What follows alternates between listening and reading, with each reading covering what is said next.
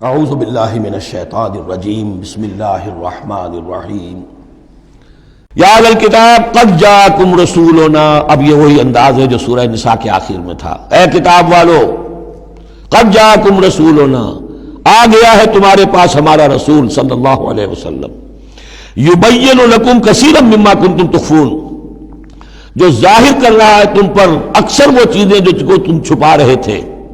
مثل کتاب میں سے وَيَعْفُو عَنْ كَثِيرٍ، ابھی بہت سی چیزوں سے تو درگزر بھی کر رہا ہے، تمہارے سارے بھانڈے نہیں پھوڑے اس نے. قد جاءکم من اللہ نور وکتاب مبین، آ چکا ہے تمہارے پاس اللہ کی طرف سے نور بھی اور روشن کتاب بھی. یہ مقام قرآن کا ایسا ہے کہ یہاں نور سے مراد احتمال میں حضور کی شخصیت بھی ہو سکتی ہے. وہاں میں نے کہا تھا انزلنا الیکم نورا مبینا، نازل کر دیا ہے تمہاری طرف ایک روشن نور، وہاں اس سے مراد قرآن بنتا ہے. اس لیے کہ حضور کے لیے لفظ انزلنا یہ صحیح نہیں، اس پر منطبق نہیں ہو سکتا بعثت کے لیے. لیکن یہاں جاءکم من اللہ نور و کتاب مبین، یہ بھی معنی ہو سکتے ہیں کہ نور بھی قرآن کو کہا گیا ہو، اور واو جو ہے یہ واو تفسیری ہو. آ گیا ہے تمہارے پاس نور یعنی کتاب مبین، یہ بھی معنی ہو سکتے ہیں، احتمال یہ بھی ہے. لیکن یہ کہ یہ احتمال بھی موجود ہے کہ یہاں نور سے مراد محمد الرسول اللہ صلی اللہ علیہ وسلم کی ذات مبارکہ ہو، اور اس سے مراد حضور کی روح ہے، روح پر نور ہے. اور اس اعتبار سے کہ حضور کی روح جو ہے اور آپ کی روحانیت آپ کے پورے وجود کے اوپر غالب تھی، چھائی ہوئی تھی، لہذا آپ کو مجسم نور بھی کہا جا سکتا ہے. یہ صرف یوں سمجھیے استعارے کا انداز ہے، اس میں کوئی حرج کی بات نہیں. قد جاءکم من اللہ نور و کتاب مبین یہدی بہ اللہ من اتبع رضوانہ سبل السلام، اس کے ذریعے سے اللہ تعالی رہنمائی فرماتا ہے ان کی جو اس کی رضا کے جویا ہیں، متلاشی ہیں، سلامتی کے راستوں کی ہدایت فرماتا ہے. وَيُخْرِجُهُم مِّنَ الظُّلُمَاتِ إِلَى النُّورِ، اور نکالتا ہے انہیں اندھیروں سے روشنی کی طرف بِإِذْنِهِ، اپنے حکم سے. وَيَهْدِيهِمْ إِلَىٰ صِرَاطٍ مُّسْتَقِيمٍ، اور ان کی رہنمائی فرماتا ہے، ہدایت دیتا ہے انہیں سیدھے راستے کی طرف. قَدْ كَفَرَ الَّذِينَ قَالُوا إِنَّ اللَّهَ هُوَ الْمَسِيحُ ابْنُ مَرْيَمَ، یقیناً کفر کیا انہوں نے جنہوں نے کہا اللہ ہی مسیح ابن مریم ہے. دیکھیے حضرت عیسیٰ کے بارے میں یہ دو عقیدے رہے ہیں ان کے ہاں.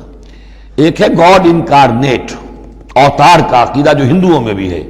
رام چندر جی خدا کے اوتار، کرشن جی مہاراج خدا کے اوتار، یعنی خدا خود ہی انسانی شکل میں ظہور کر لیتا ہے. اسی طرح کا گاڈ انکارنیٹ کا کانسیپٹ عیسائیوں میں بھی رہا ہے، اور خاص طور پر جیکوبائٹس جو ان کا فرقہ رہا ہے وہ سختی کے ساتھ اس پر قائل تھا کہ اصل میں اللہ ہی نے حضرت مسیح کی شکل میں دنیا میں ظہور فرمایا ہے. لقد کفر الذین قالوا ان اللہ هو المسیح ابن مریم، ان لوگوں نے بھی کفر کیا جنہوں نے کہا کہ اللہ ہی ہے، مسیح ابن مریم جو ہے حقیقت میں اللہ ہی ہے جو اس شکل میں ظاہر ہوا ہے. قل فمن یملک من اللہ شیئا، تو ان سے پوچھئے کہ کون ہے جسے اختیار ہو اللہ کے مقابلے میں کچھ بھی. ان ارادہ یہلک المسیح ابن مریم، اگر وہ ہلاک کرنا چاہے مسیح ابن مریم کو، وامہ، اور اس کی ماں کو بھی، مریم کو بھی، ومن فی الارض جمیعا، اور جو بھی زمین میں ہے ان سب کو ہلاک کرنا چاہے تو کون اس کا ہاتھ روک لے گا. وللہ ملک السماوات والارض وما بینہما، اور اللہ ہی کے لیے ہے بادشاہی آسمانوں کی اور زمین کی اور جو بھی کچھ ان دونوں کے مابین ہے.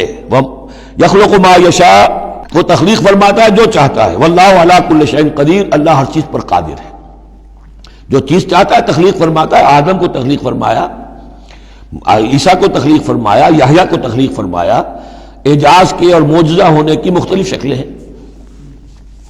وقالت الیہود والنصارى نحن ابناء اللہ واحباؤہ، اور یہ یہودی اور نصرانی کہتے ہیں ہم تو اللہ کے بیٹے ہیں، یعنی بیٹوں کے مانند، لاڈلے.